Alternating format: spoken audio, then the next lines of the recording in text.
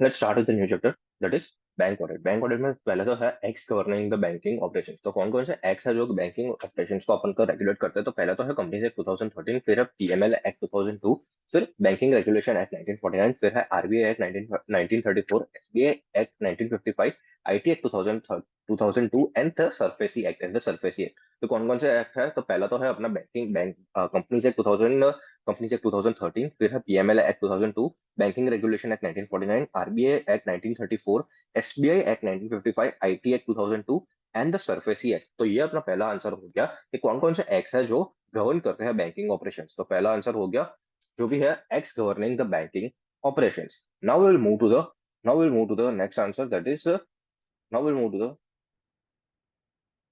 Next answer that is appointment letter. तो appointment letter में क्या क्या चीजें होती है? तो ये वो आंसर है। तो पहला तो है statutory central auditor can be four or more CA forms. तो फोर और मोर जो सीए फॉर्म्स होती है वो अपने स्टैट्यूटरी सेंट्रल ऑडिटर्स होते हैं। So statutory auditor can be four or more CA forms. तो वो हो गया अपना पहला तो कि जो भी four or more CA forms है वही स्टैट्यूटरी ऑडिटर अपने बनेंगे। फिर डिटेल्स। अब अपॉइंटमेंट लेटर में क्या कौन कौन सी डिटेल्स आती है? तो पहला तो है period of appointment, period of appointment, period of appointment.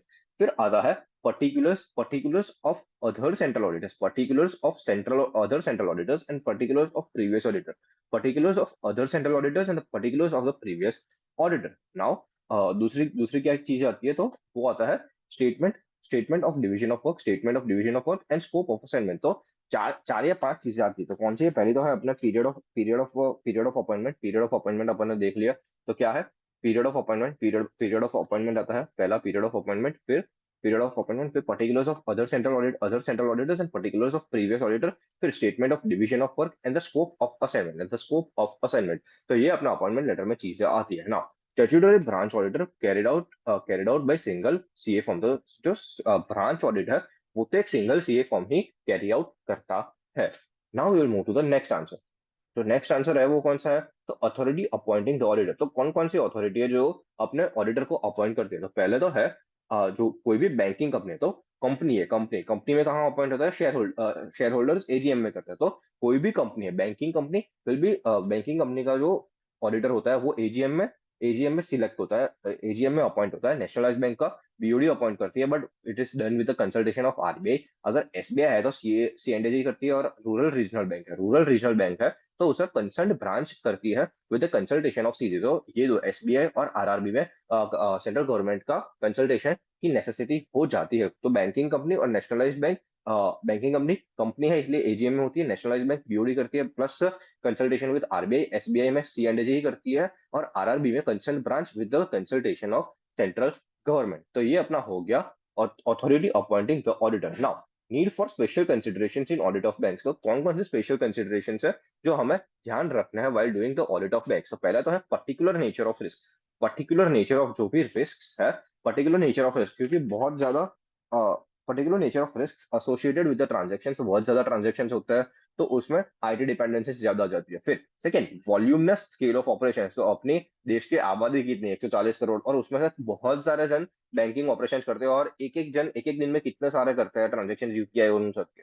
तो वॉल्यूमनस scale of operations.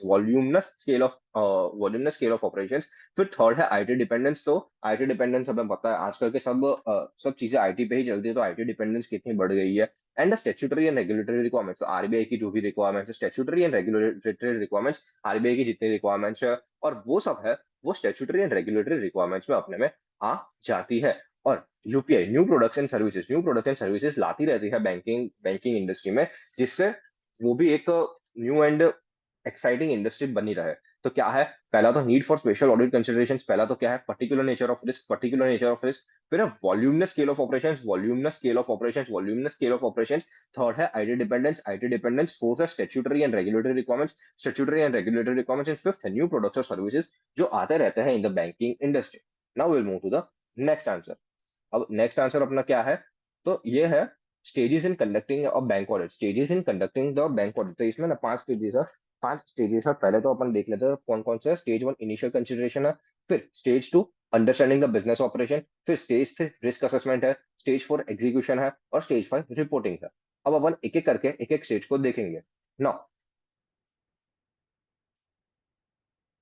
Stage one initial consideration. तो इनिशियल कंसिडरेशन में क्या आता है? आदि तुसी एंगेजमेंट टीम बताओ, आदि तुसी प्लानिंग टीम बताओ, आदि तुसी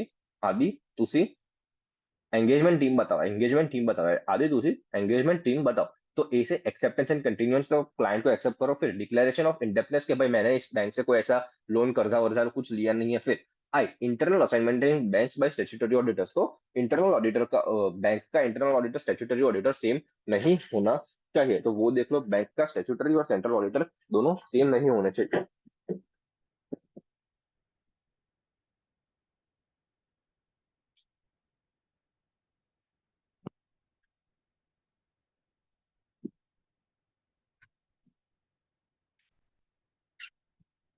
फिर सेकंड आंसर है अंडरस्टैंडिंग। तो अंडरस्टैंडिंग में क्या करना है?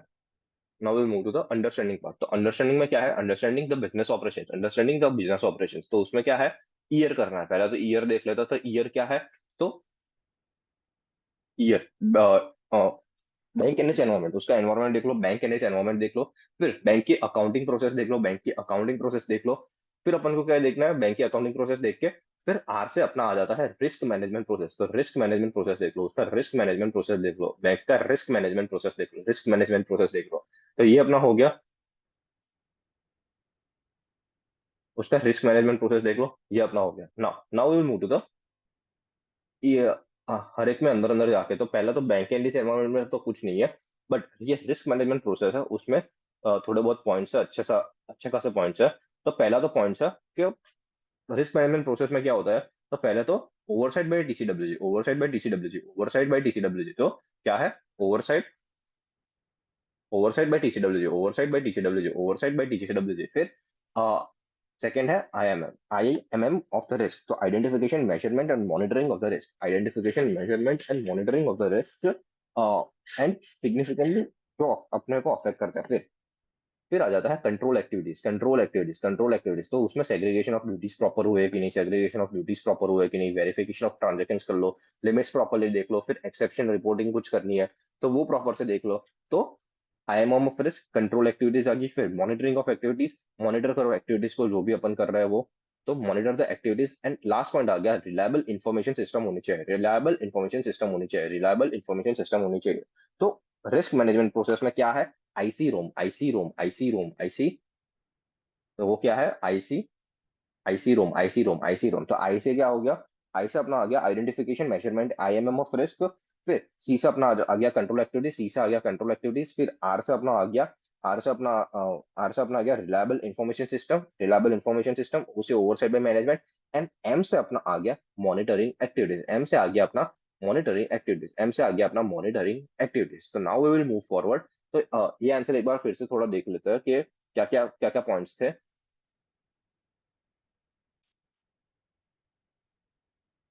तो इस आंसर का क्या क्या पॉइंट है? अंडरस्टैंडिंग द बिजनेस ऑपरेशन में क्या है? ईयर। तो banking and its environment, banking and its environment, banking and its environment. फिर है बैंकिंग एंड इट्स एनवायरनमेंट। फिर bank accounting process, then oversight by TCWG. फिर है ओवरसाइट बाय टीसीडब्ल्यूजी। फिर IMM of risk, risk management process में क्या है? IMM of risk, control activities जो भी है। फिर monitoring activities and reliable information systems. ना रिस्क असेसमेंट क्या है? रफ्सो, रफ्सो। तो रफ्सो। तो आर से क्या है? Identifying and assessing ROMM, identifying and assessing the रोमम।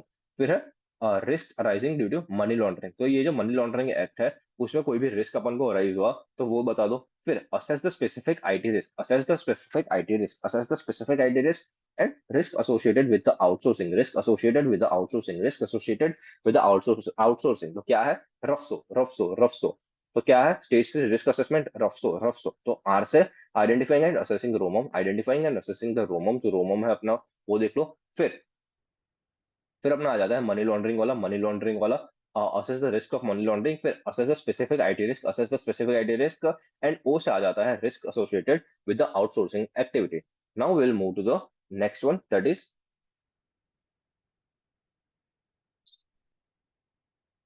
Stage 4 execution. अब एग्जीक्यूशन में क्या करनी है? एग्जीक्यूशन में क्या क्या चीजें करनी है? तो वो है एंगेजमेंट टीम से डिस्कशन करो। पहले तो है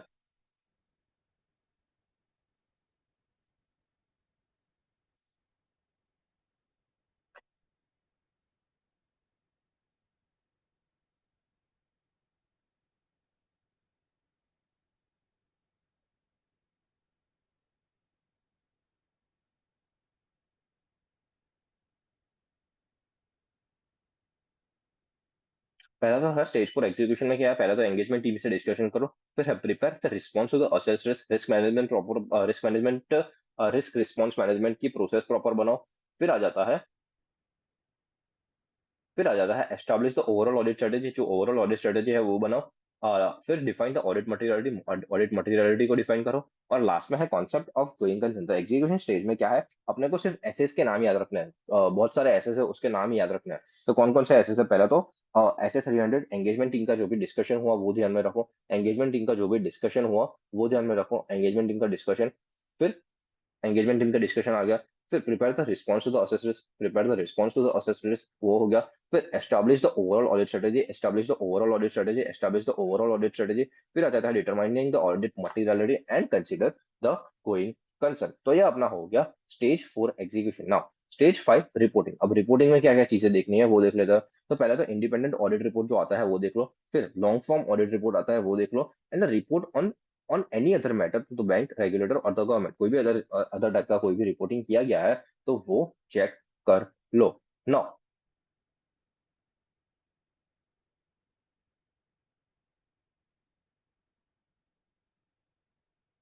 कौन कौन सी इंफॉर्मेशन है जो ऑडिटर को शेयर करनी चाहिए।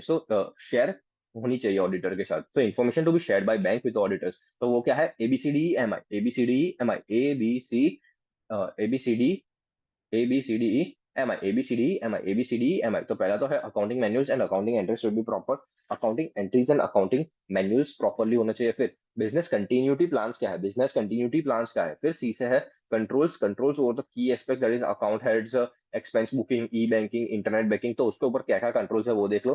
फिर डी से data processing, data interface, data integrity and data security देख लो। Data integrity, data security, data processing, data interface वो प्रॉपर है कि नहीं वो देख लो। फिर ई से अपना आ जाता है एक्सेप्शन रिपोर्ट्स, ई से आ जाता है एक्सेप्शन रिपोर्ट्स, ई से आ जाता है एक्सेप्शन रिपोर्ट्स, एम से आ जाता है एमआईएस रिपोर्ट्स, एम से आ जाता है एमआईएस रिपोर्ट्स, एंड आई से आ जाता है ओवरऑल आईटी पॉलिसी फर्म की क्या है। तो ए से आ जाता है अकाउंटिंग मैन्युअल जो अपने अकाउंटिंग लैपटॉप में रखते हैं, अकाउंटिंग एंट्रीज। फिर बिजनेस कंटिन्यूटी प्लान्स क्या है, रिस्क मिटिगेट करना है वो सब आ जाता है। फिर सी से जाता है controls over the key aspects, that is account heads, expense booking, E banking and the internet banking. फिर डेटा से डी से data processing, data interface, data integrity, data security, E से एक्सेप्शन रिपोर्ट्स, एंड एम से MIS reports, और I से overall IT policy firm की क्या है वो जान लो। Now we will move to the key security aspects that an auditor needs to check. So key security aspects क्या है? Key security aspects है safe CD। key security aspects है अपना safe CD। तो वो देख लेते हैं safe CD क्या है। तो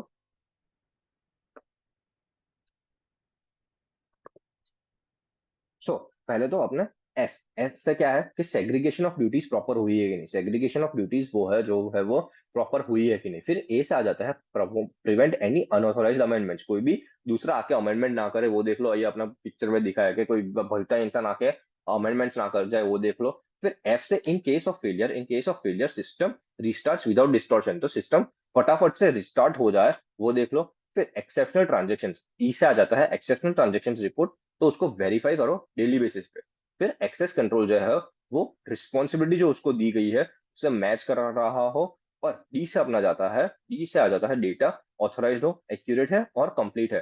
तो क्या है, सेफ सीडी। ऐसे सेग्रीगेशन ऑफ ड्यूटीज प्रॉपर होना चाहिए। फिर ए से प्रिवेंट अनऑथोराइज्ड अमेंडमेंट्स। फिर एफ से इन case of failure system restart automatically हो जाए विदाउट डिस्टोर्शन। फिर ई से आ जाता है एक्सेप्शनल ट्रांजेक्शन रिपोर्ट्स, वो वेरीफाई हो जाए डेली बेसिस पे। सी से आ जाता है एक्सेस कंट्रोल्स, वो मैच करनी चाहिए जो भी रिस्पॉन्सिबिलिटीज है उसके। एंड डेटा ऑथोराइज होना चाहिए, एक्यूरेट होना चाहिए और कंप्लीट होना चाहिए। So key securities as an auditor needs to check ना। Internal controlling certain selected areas. तो पहला तो है अपना कैश। तो कैश में क्या क्या ध्यान रखना है वो देख लेते हैं। तो कैश में पहला तो क्या देखना है कि ज्वाइंट कस्टडी में हो, टू टू रिस्पॉन्सिबल ऑफिसर्स के ज्वाइंट कस्टडी में होना चाहिए कैश। फिर टेस्ट डेली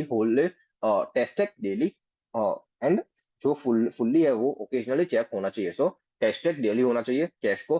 फिर cashier not to have access to the customer ledger and day book, तो कस्टमर लेजर और डे बुक का एक्सेस ये कैशियर को नहीं होना चाहिए। फिर high value payments made after permission of PO, जो उसका हायर अथॉरिटी है उसका परमिशन लेने के बाद ही हाई वैल्यू ट्रांजेक्शन होनी चाहिए। फिर receipt and payment scrolls compare with the cash column of day book and limit on the payment powers के कितना पेमेंट एक इंसान कर सकता है, तो उसका एक लिमिट बना दो। तो वो चीजें है। तो कैश के अंदर क्या क्या ध्यान रखना, तो joint custody to to RO के अंदर रखनी है। फिर टेस्ट चेक डेली, तो डेली एंड होली जो जब चेक करना तो वो ओकेजनली करो। फिर cashier not to have the access to the customer ledger and day book. फिर high value payments will be made after the permission of PO receipts and banks compare the cash column of day book and limit on the payment powers. तो वो check करना है अपन को cash के लिए। Now will move to the now we will move to the loans and advances. तो loans and advances में क्या है कि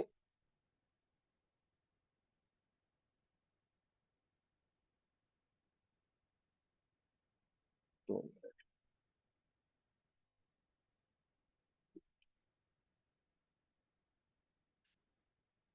हम्म, तो पहले तो चेक कर लो क्रेडिट वर्दीनेस। क्रेडिट वर्दीनेस देख लो, तो चेक द क्रेडिट वर्दीनेस। फिर documents to be executed before advancing the money, कि जब भी कोई किसी को लोन दे तो उसके डॉक्यूमेंट्स प्रॉपर्ली चेक करके दो। फिर सफिशिएंट मार्जिन रखना, सफिशिएंट मार्जिन रखना जो भी इंटरेस्ट दे रहे हो और इंटरेस्ट ले रहे हो उसके ऊपर। फिर securities received and return by responsible officer and custody to responsible officer के हाथ में होनी चाहिए। फिर security to be registered in the name of the bank, तो जो उसके दस्तावेज पे नाम होगा वो अपने बैंक के नाम पे हो जाना चाहिए। फिर अगर अगर इरेगुलर इरेगुलर आउटस्टैंडिंग है तो हेड ऑफिस में रिपोर्टिंग कर लो। ऑपरेशन रिव्यू हर एक साल में होना चाहिए। फिर क्लासिफिकेशन ऑफ एडवांसेस आरबीआई के नॉर्म्स के अनुसार कर दो।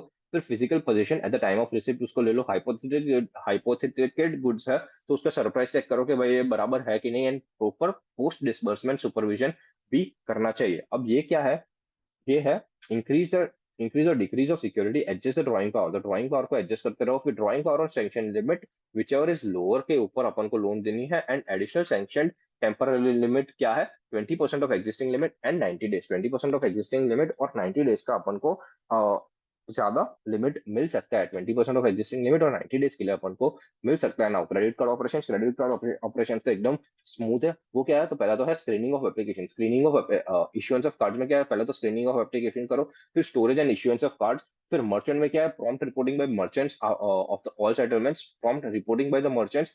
तो ये है ना, मैंने बांट दिया है थोड़े थोड़े पार्ट में। तो इश्यूएंस ऑफ कार्ड्स का क्या पॉइंट है, तो पहले तो स्क्रीनिंग एंड एप्लीकेशन करो जिसको भी कार्ड देना है। फिर कार्ड्स को कहाँ स्टोर करेंगे उसकी सिस्टम प्रॉपर बना लो। फिर मर्चेंट जब भी करेगा तो prompt reporting by merchants of all settlements. Customers क्या है, reimbursement charge immediately to the customers account and system to send statement. तो जितना भी महीने में खर्चा किया है उसका एक स्टेटमेंट निकाला है। फॉलोअप क्या है, तो system to monitor and follow up items. अगर ओवरड्यू है for the long period of time तो उसकी क्रेडिट लिमिट बंद कर दो। एंड पीरियोडिक रिव्यू कर दो on date basis, revise the limits और डाउटफुल अमाउंट प्रोविजनिंग। तो पीरियोडिक रिव्यू उसका उस चीज का करते रहो। और अगर जरूरत पड़े तो लिमिट्स को भी रिवाइज कर सकते हैं और डाउटफुल अमाउंट्स की अपन प्रोविजनिंग कर सकते हैं। Now SLR requirement. तो एसएलआर रिक्वायरमेंट क्या है, एसएलआर पे आ जाते हैं। तो cash reserve ratio is specified. तो पहले तो सीआरआर क्या है, तो CRR is a specified amount fraction of total customer deposit which banks have to hold as a reserve. SLR क्या है, is the requirement that bank is required to maintain format of liquid assets such as cash and gold. तो cash and gold के लिए अपन को रखना होता है। पहला तो अब एसएलआर को चेक करे कैसे करेंगे, तो हर एक महीने की 12 odd days in different months not being Friday, तो अपन उसको उस पे चेक करेंगे। 12 odd days in different months not being Friday, verify the DTL and prescribe percentage of DTL demand and time liabilities करो and prescribe the percentage of the liquid assets. उसको अपन को check करना है ना। ऑडिट अप्रोच क्या है, तो पहले तो है सर्कुलर्स को अंडरस्टैंड करते हो। जो जितने भी सर्कुलर्स आए वो प्रॉपरली अंडरस्टैंड करो। फिर branch auditors request to verify trial balance and the cash account. तो ट्रायल बैलेंस और कैश उनको चेक करना होता है। फिर check the process of consolidation of demand and time liability position.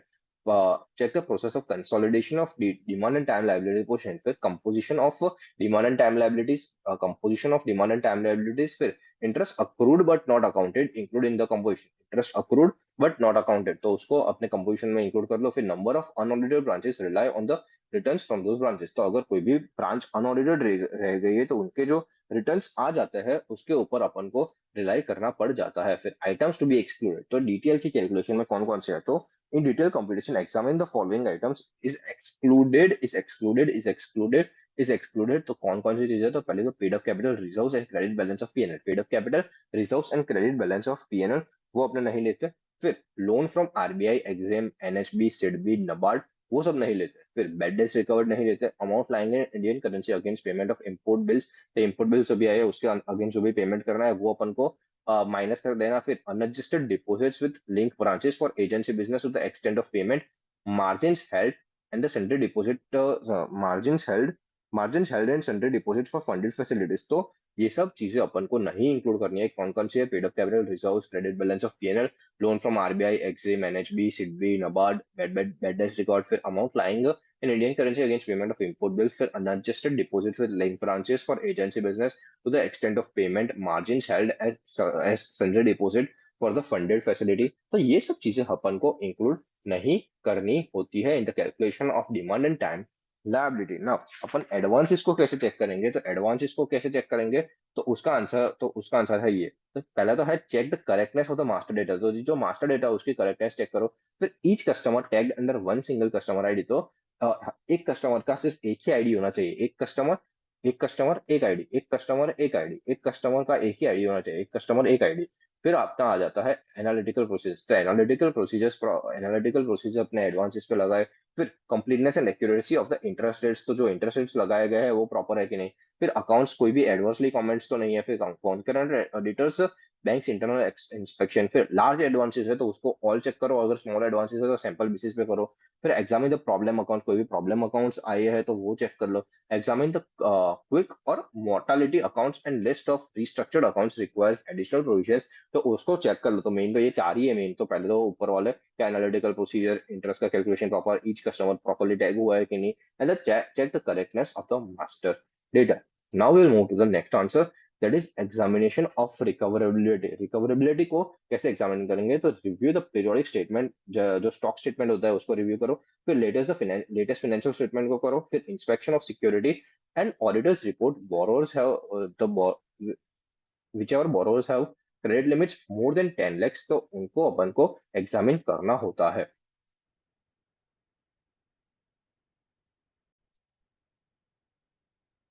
Now will move to the next part. तो पहले तो है अपना क्लासिफिकेशन एंड प्रोविजनिंग। तो क्लासिफिकेशन प्रोविजनिंग में अपन क्या क्या देखेंगे? तो पहले तो देखेंगे verify the classification of advances done through CBS. तो जो कोर बैंकिंग सॉल्यूशन है अपने यहाँ पे फोटो लगाया है, तो कोर बैंकिंग सिस्टम के अनुसार हो रहा है कि नहीं वो देख लो। फिर verify the classification classification made by branch is appropriate. तो जो भी क्लासिफिकेशन ब्रांच ने बनाया वो अप्रोप्रिएट है कि नहीं, क्लासिफिकेशन जो ब्रांच ने किया है वो अप्रोप्रिएट है कि नहीं। Then, whether the secured and unsecured proportion, secured and unsecured portion segregated properly, secured और unsecured portion properly segregate किया गया कि नहीं। And last है compare the date of the NPS। तो NPS की क्या क्या डेट है? compare the date of NPS of loan accounts mentioned in current year with the previous year। current account और previous year का डेट्स कंपेयर कर लो, और कोई भी चेंजेस आया है तो उसको वेरीफाई कर लो कि प्रॉपर चेंजेस है कि नहीं। तो क्लासिफिकेशन एंड प्रोविजनिंग में क्या है? तो पहला तो है क्लासिफिकेशन सीबीएस के थ्रू है, क्लासिफिकेशन जो है वो सीबीएस के थ्रू है। फिर बैंक ब्रांच में क्या, verify the classification made by branch is appropriate. जो भी ब्रांच ने क्लासिफिकेशन किया है वो प्रॉपर है कि नहीं।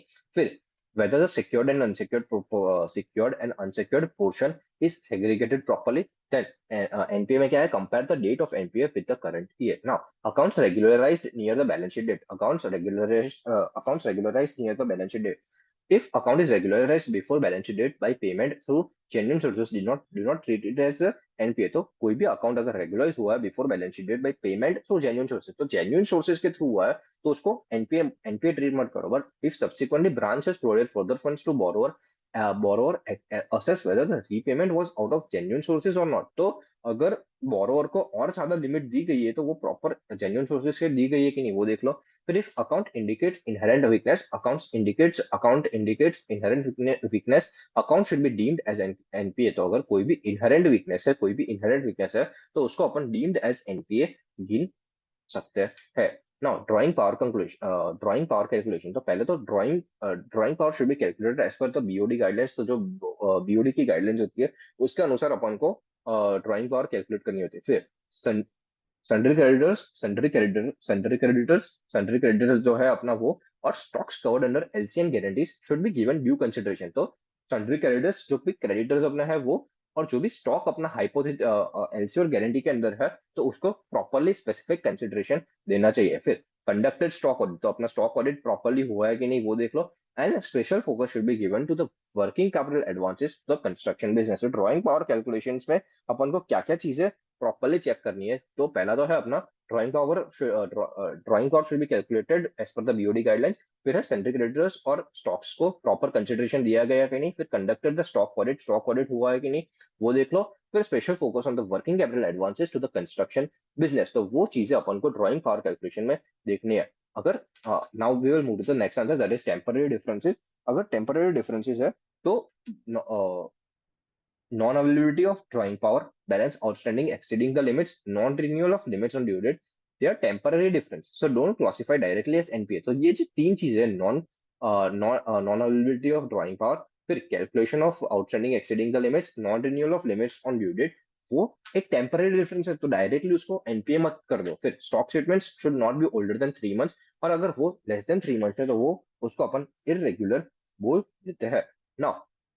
Limits not reviewed. Classify as NPA if not reviewed within 180 days. 180 days of due date in case of regular accounts and 180 days date date from the ad hoc, जो भी एडहॉक अकाउंट्स है तो उसमें तो 180 डेज में अगर रिव्यू नहीं किया तो उसको एनपीए कर दो। अगर ad hoc sanction should not be done on the repetitive basis. So ensure that ad hoc or short reviews are not done on the repetitive basis. Now, asset classification to be borrower wise and not the facility wise. All facilities to be treated as NPA. If a particular facility has become irregular, तो कोई भी एक facility अगर irregular हुई तो उसके पूरे banking facility में एनपीए की तरह ही जाना जाएगा। Debits arising out of development of LC and ये काम का नहीं है। फिर अपना आ जाता है government guaranteed advances. So if government guaranteed advance becomes NPA, then income on such advance is recognized only when interest is realized. तो आपने यहाँ पे देखा तो इनकम रिकग्निशन पे ये पॉइंट नहीं लगता, ऊपर वाला जो एक पॉइंट है, तो this is not for income recognition. तो इनकम रिकग्निशन तो वो जो है वही लगता है कि जब इंटरेस्ट आएगा तभी रियलाइज करेंगे ना। ये जो पॉइंट है सीजी वाला classification, so central government guaranteed advances is treated as NPA only when central government repudiates its contract. तो जब भी वो रेप्यूडिएट करती है तभी ही वो एनपीए होती है, अदरवाइज वो चलती रहती है, otherwise it is not a NPA. जब भी सेंट्रल गवर्नमेंट रेप्यूडिएट करती है उसके एडवांसेस तभी ही वो एनपीए के दौर पे क्लासिफाई होती है, अदरवाइज वो एक एनपीए नहीं होती है। फिर सेंट्रल गवर्नमेंट में नॉर्मल वेज 90 डेज वाला है।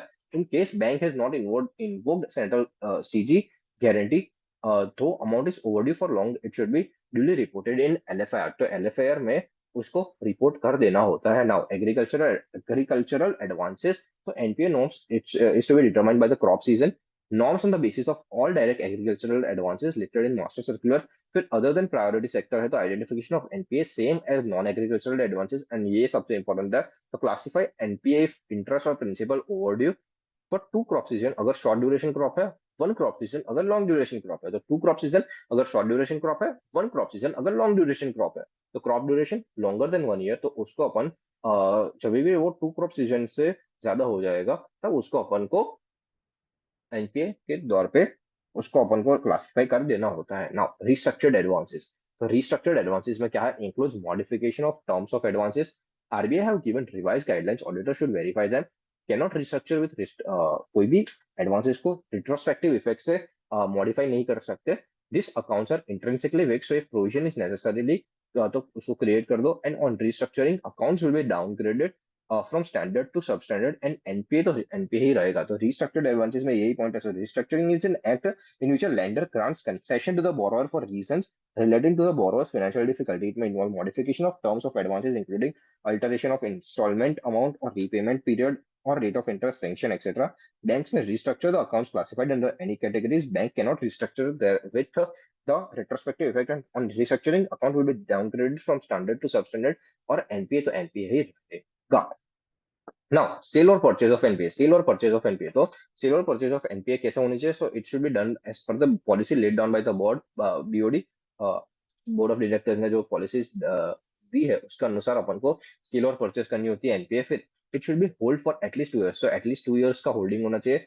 फिर does not assume legal and operational risk, तो कोई भी लीगल और ऑपरेशनल रिस्क उस पर नहीं होना चाहिए।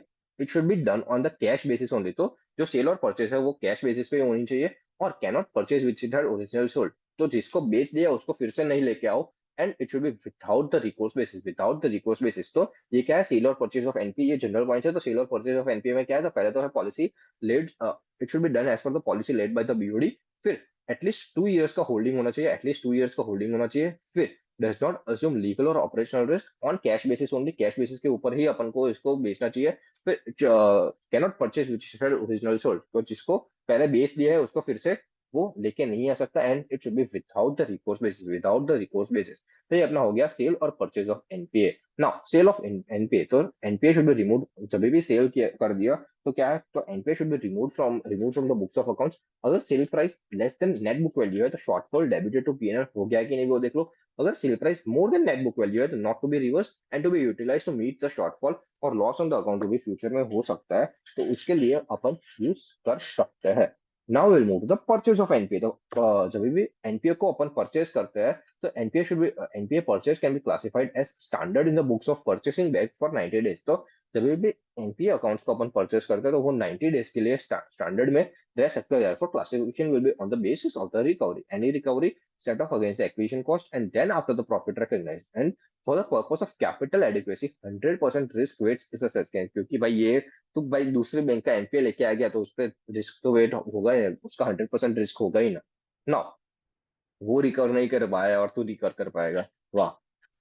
तो उसके ऊपर पॉइंट था। फिर we will move to the capital. अब कैपिटल के अंदर पॉइंट था, 2 minute.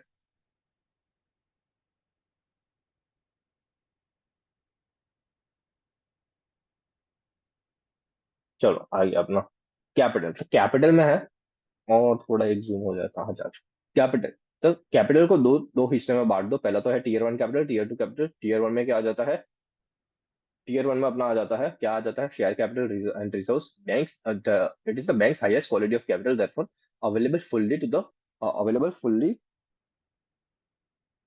It is available fully to cover the losses. Now tier two capital में क्या है, सर्टेन रिजर्व्स आता है, certain types of subordinate debt आ जाता है, फिर loss absorption capacity of tier two, loss absorption capacity of tier two is less than the tier one, तो वो तो बराबर ये CR capital risk asset capital risk adequacy ratio क्या होता है, कैपिटल रिस्क एडिक्वेसी रेशियो। तो मिनिमम उसको 9% होना चाहिए। बट एलिजिबल वो होता क्या है, तो eligible total capital funds divide by risk weighted assets and off balance sheet items into 100, तो वो अपना सीआर हो जाता है, कैपिटल रिस्क एडिक्वेसी रेशियो। फिर अपना आ जाता है बोरोइंग्स। अगर बोरोइंग्स है तो obtain obtain and verify the confirmation certificate, obtain and verify the confirmation certificate. फिर ऐसे 505 एक्सटर्नल कंफर्मेशन का प्रॉपरली कंप्लाई हुआ कि नहीं, so comply with the external confirmation, SA SA 505 वो प्रॉपरली हुआ है कि नहीं। Clear distinction should be made between the rediscounting and the refinance. So clear distinction, examine whether the clear distinction is made between the rediscount and the refinance borrowings at short notice should be properly authorized। जो भी borrowings की गई है short notice पे वो properly authorized होनी चाहिए। so borrowings at short notice should be properly authorized। तो ये अपना हो गया पॉइंट कैपिटल का। now we'll move to the point of bills payable।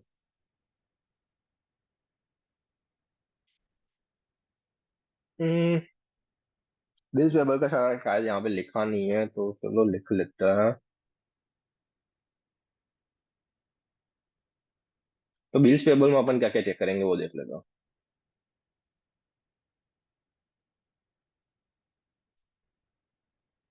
तो बिल्स पेबल में पहले तो अपन चेक करेंगे, so evaluate existence and effectiveness of internal controls over over bills payables. तो effectiveness and efficiency of internal controls over over the bills payable वो देख लो।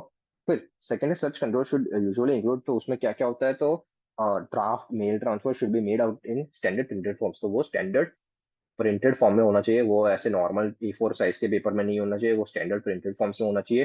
फिर सेकंड है अपना unused forms should be kept under custody of responsible. तो जो भी अनयूज्ड फॉर्म्स है वो कोई और उठा के ना ले जाए, तो अनयूज्ड फॉर्म्स रिस्पॉन्सिबल ऑफिसर के कस्टडी में होना चाहिए।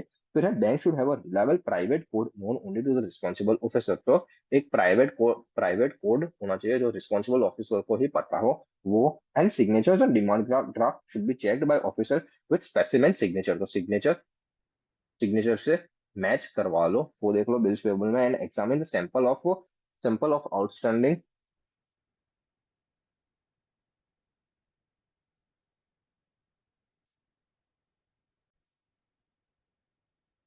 और यहाँ पे दूसरा पॉइंट है कि उसको करना है examine sample of outstanding items in bills payable with relevant registers. तो रेलेवेंट रजिस्टर्स के साथ उसको कंपेयर कर लो, तो रेलेवेंट रजिस्टर्स के साथ उसको प्रॉपरली कंपेयर कर लेना चाहिए। तो ये अपना हो गया बिल्स पेबल वाला point. Now will move to the next answer. तो कंटिजेंट लायबिलिटी पे आ जाते हैं अपन।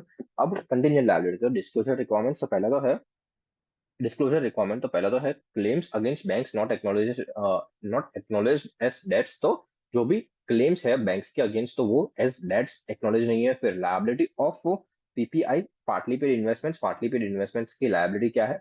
फिर liability of forward exchange contracts, तो फॉरवर्ड एक्सचेंज कॉन्ट्रैक्ट्स की लायबिलिटीज क्या है। Liabilities for outstanding forward contracts guarantees given on behalf of India और of constituents in India or outside India, guarantees given on behalf of constituents in India और outside India. फिर acceptance endorsements and other obligations जो भी है वो अपन को देख लेनी होती है। तो कंटिजेंट लायबिलिटीज में क्या क्या पॉइंट है, तो पहले तो डिस्क्लोजर रिक्वायरमेंट तो पहला तो है claims against bank not acknowledged as debts. फिर है partly paid investments, partly paid investments. फिर है foreign exchange contract contingent liability of contingents guarantees given on behalf of constituents in India and outside India. फिर है acceptances endorsements and other obligations, acceptances endorsements and other obligations जो भी है उसको अपन को देख लेना है। तो वो अपनी आ जाती है कंटिजेंट लायबिलिटीज। तो डिस्क्लोजर रिक्वायरमेंट्स होगी।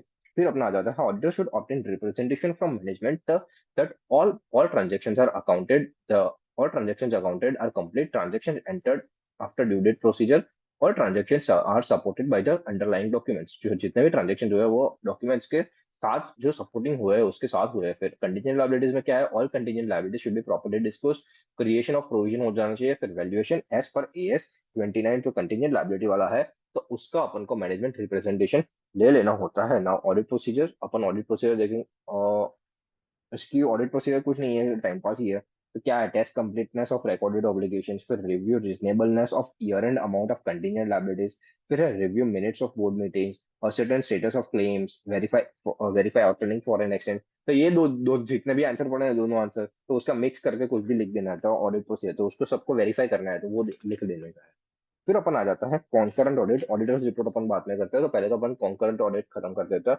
तो टाइप्स ऑफ ऑडिट, तो कॉन्करेंट ऑडिट क्या होता है। सो concurrent concurrent audit is an audit or verification of transactions or activities of an organization concurrently as a transaction or activity takes place। तो साथ साथ में उसको वेरीफाई करते चलो। It is not a pre audit concept in this audit is to verify authenticity to of transaction और activity within the shortest possible time. उसको shortest possible time में लेके आ जाओ। It is similar to the internal audit, तो वो internal audit से बहुत ज्यादा मेल खाता है। Then scope and coverage, scope and coverage क्या है। The detailed scope of concurrent audit and coverage of branches should be determined by inspection on audit department of bank with approval of audit committee of board of directors। Guidelines issued by RBI cover all the key areas। तो key areas कौन कौन सा है, तो cash, investment, deposit, advances, housekeeping और foreign exchange. तो वो अपने की एरियाज हो जाते हैं। ना एडवांसेस के रिलेटेड पॉइंट है focus areas, audit procedure focus areas in case of advances. तो उसमें क्या है, तो वही आप अपन ने जो ऊपर ऊपर पढ़ा ना वही है। तो क्या क्या पॉइंट्स है, तो पहला तो है प्रॉपरली सैंक्शन है कि नहीं, सैंक्शन प्रॉपरली। फिर सेकंड है securities have been received and properly registered. तो रिसीव्ड एंड रजिस्टर्ड प्रॉपरली हुआ है कि नहीं, रिसीव्ड एंड रजिस्टर्ड प्रॉपरली हुआ है कि नहीं वो देख लो। फिर अपना थर्ड आ जाता है, थर्ड अपना आ जाता है कि ensure that post disbursement supervision and follow up is proper. तो फॉलोअप सिस्टम प्रॉपर है कि नहीं, फॉलोअप सिस्टम प्रॉपर है कि नहीं वो देख लो। फिर फोर्थ पॉइंट क्या आ जाता है, check whether the letters of credit issued are within the delegation power. तो एलओसी जो भी लेटर ऑफ क्रेडिट जो भी इशू किए वो पावर में है कि नहीं। फिर check whether the bank guarantees issued है प्रॉपर्ली रिकॉर्डेड। तो जो भी बैंक गारंटीज है वो प्रॉपर्ली इशूड है कि नहीं वो देख लो। फिर सिक्स पॉइंट अपना आ जाता है, तो ensure proper follow up of overdue bills, follow up of overdue bills, follow up of overdue bills. फिर सेवंथ आ जाता है, सेवंथ अपना आ जाता है verify whether classification of advances is done as per RBI guidelines. Classification RBI guidelines के अनुसार हुई है कि नहीं वो देखो। So classification should be done as per the RBI guidelines. तो अपना क्या आ गया, तो ये अपना आ गया एडवांसेस के रिलेटेड क्या क्या फोकस है। तो पहले तो सैंक्शन प्रॉपर्ली हुआ कि नहीं, रिसीव्ड एंड रजिस्टर्ड प्रॉपर है, फॉलोअप सिस्टम प्रॉपर है, एलओसी लेटर ऑफ क्रेडिट बराबर है, bank guarantee issued properly recorded. फिर ensure whether follow up is properly and classification RBI के गाइडलाइंस के अनुसार हुआ है कि नहीं वो देख लेने का अपनी जिम्मेदारी है। अब फॉरेन एक्सचेंज, ये थोड़ा अच्छा आंसर है कि फॉरेन एक्सचेंज को अपन कैसे चेक करेंगे। तो फॉरेन एक्सचेंज में क्या चेक करेंगे, तो पहले तो है लेटर ऑफ क्रेडिट प्रॉपर है, adherence with RBI guidelines and dealing room operations, accounting inward and outward remittances proper है। तो check whether the inward and outward remittances have been properly accounted पहला तो है चेक फॉर, फिर है FCNR और other NRO account, तो foreign currency non resident account और अदर एनआरओ अकाउंट्स जो भी है वो उसको वेरीफाई कर लो। फिर extension and cancellation of forward contract जो भी हो, एक्सटेंशन और कैंसलेशन फॉरवर्ड कॉन्ट्रैक्ट्स के जो भी हो है वो ड्यूली ऑथराइज्ड है कि नहीं, वो ड्यूली ऑथराइज्ड है कि नहीं। फिर nostro account within the limits है, reconciliation of nostro and vostro account कर दो। नॉस्ट्रो अकाउंट का जो भी लिमिट है वो विद इन द लिमिट्स है, और रिकंसिलेशन कर लो नॉस्ट्रो और वोस्ट्रो अकाउंट का। फिर appointment of concurrent auditor, appointment of concurrent auditor, तो वो क्या, कौन कौन कॉन्करेंट ऑडिटर बन सकते हैं। तो पहला तो है ओन स्टाफ, जो एक्सपीरियंस है, नॉलेजेबल है, ट्रेंड है and independent from the branch है, तो उसको ही अपन कंकरेंट ऑडिटर बना सकते हैं। फिर एक्सटर्नल पर्सन हो सकता है जिसका tenure not more than 5 years होना चाहिए, और सिंगल ब्रांच का टेन्योर 3 इयर्स का ही होना चाहिए। और एनी ओमिशन और commission should be complain to RBI, तो आरबीआई और आईसीआई को कंप्लेन कर देना होता है। फिर रिपोर्टिंग सिस्टम क्या होता है, तो reporting system in concurrent audit वो एक स्ट्रक्चर्ड फॉर्मेट है, जोन वाइज रिपोर्टिंग होती है, सबमिट टू एसीबी होता है। फिर before submission discuss with the branch manager, minor irregularities है तो रिजॉल्व कर लो टाइमली मैनर पे, सीरियस इरेगुलरिटी है तो रिपोर्ट कर लो कंट्रोलिंग अथॉरिटीज को, अगर कोई भी फ्रॉडुलेंट एक्टिविटी मिला तो इंस्पेक्शन एंड ऑडिट डिपार्टमेंट को बता दो, फिर चीफ विजिलेंस ऑफिसर को बता दो, ब्रांच मैनेजर को, और फॉलो अप एक्शन ले लो। तो ये रिपोर्टिंग सिस्टम है, फालतू का आंसर है, कुछ इतना इंपॉर्टेंट नहीं है। नौ, रिपोर्टिंग द सेंट्रल गवर्नमेंट, अब सब रिपोर्ट्स है, ऑडिट रिपोर्ट्स है सब यहाँ से, तो अब अपन करेंगे reporting to the central government. In case of nationalized bank तो रिपोर्टिंग सेंट्रल गवर्नमेंट को करनी होती है। So in case of nationalized bank central government को रिपोर्ट जाओ। उसमें क्या क्या स्टेट करना होता है, तो balance sheet true and fair view दे रही है कि नहीं। फिर in case of auditor has had call for any explanation और information whether it has been given, तो कोई भी इंफॉर्मेशन जो मांगी है वो प्रॉपरली दी गई है कि नहीं। फिर वेदर ट्रांजेक्शन जो भी किए गए हैं वो विद इन द पावर है कि नहीं। फिर whether the returns receive from the branches are adequate, profit and loss shows true balance, any other matter auditor considers important to be brought to the notice of CG, तो उसको उसको CG के through, CG के आंखों में लाके आ जाना पड़ता है। तो वो हो गया अपना reporting to the central government. Now reporting in the companies act, तो पहले तो यार state the matters covered by section 143, तो 143 का जितने भी मैटर्स है उसको स्टेट कर दो। फिर following matter should be there, disclose impact of pending litigation, जितने भी पेंडिंग लिटिगेशन है उसका इंपैक्ट अपने रिपोर्ट में बता दो। फिर made the provision for material forcible losses, तो कोई भी फ्यूचर में कोई मटेरियल लॉसेस दिख रहा है तो उसका प्रोविजन बनाया कि नहीं। फिर delay in transferring amounts to investment investor education and protection fund by the company, तो उसका एक रिपोर्ट बना दो। फिर डिविडेंड डिक्लेयर्ड और paid in compliance with companies act 2013, जो भी डिविडेंड डिक्लेयर और जो भी पे हुआ है वो कंपनीज एक्ट 2013 के गाइडलाइंस के अनुसार हुआ है। यूज अकाउंटिंग सॉफ्टवेयर विच है feature of recording to audit trail, तो वो तो अब मैंडेटरी हो गया है ऑडिट ट्रेल लाना, तो ऑडिट ट्रेल का फीचर है कि नहीं वो देख लो। एंड कारो 2020 एप्लीकेबल है ही नहीं banking company, so CARO 2020 is not applicable to the banking company. Now LFR अपन बाद में देखते हैं। नाउ अदर रिपोर्ट्स क्या हो सकता है, report on ICFR internal control of over financial reporting, फिर एसएलआर अपना statutory liquidity ratio, SLR requirements पे treasury, report on the treasury operations and report on the adverse credit deposit ratio, and certificate should be given on reconciliation of securities and the corporate governance. तो कौन कौन सा other reports है, तो report on ICFR, SLR, treasury operations, adverse credit deposit ratio and certificate on reconciliation of securities and corporate governance. Now LFR अपन देख लेते हैं, एलएफएआर, तो अपन देख लेते हैं एलएफआर में क्या क्या चीजें डालनी होती है। So LFR is to be given by statutory branch auditors as well as statutory central auditors. So statutory branch auditors और स्टैट्यूटरी सेंट्रल ऑडिटर्स दोनों दोनों ये चीजें दोनों एलएफआर में रिपोर्ट करते हैं। फिर LFR for branch auditors in the form of question, तो जो ब्रांच ऑडिटर है उसका क्वेश्चनर में होता है, so it is in the questionnaire, it is in the questionnaire where observations or comments have to be provided on range of matters including cash balance with banks, investment advances. These are submitted by statutory branch auditors to the statutory central auditors. तो ये जो questioner है वो statutory branch auditor statutory central auditor को भेजता है। फिर consolidation is done by head office level, at head office level, and LFR for bank is submitted by statutory central auditors to the management. तो consolidation होता है HO level पे, consolidation at HO level. और ये जो LFR report है वो statutory central auditor अपने मैनेजमेंट को दे देता है। फिर Copy of LFR together with board views or directions is submitted to RBI within 60 days of submission of LFR by statutory auditors. तो ये जो है वो 60 डेज के अंदर अपने को आरबीआई को एलएफआर को रिपोर्ट कर देना होता है। 60 डेज के अंदर एलएफआर को अपन को आरबीआई के अंदर रिपोर्ट कर देना होता है अलोंग विद द मैनेजमेंट का views. So I guess this was the largest chapter and the most complex most रट्टाफाइंग वाला चैप्टर है and which was bank audit.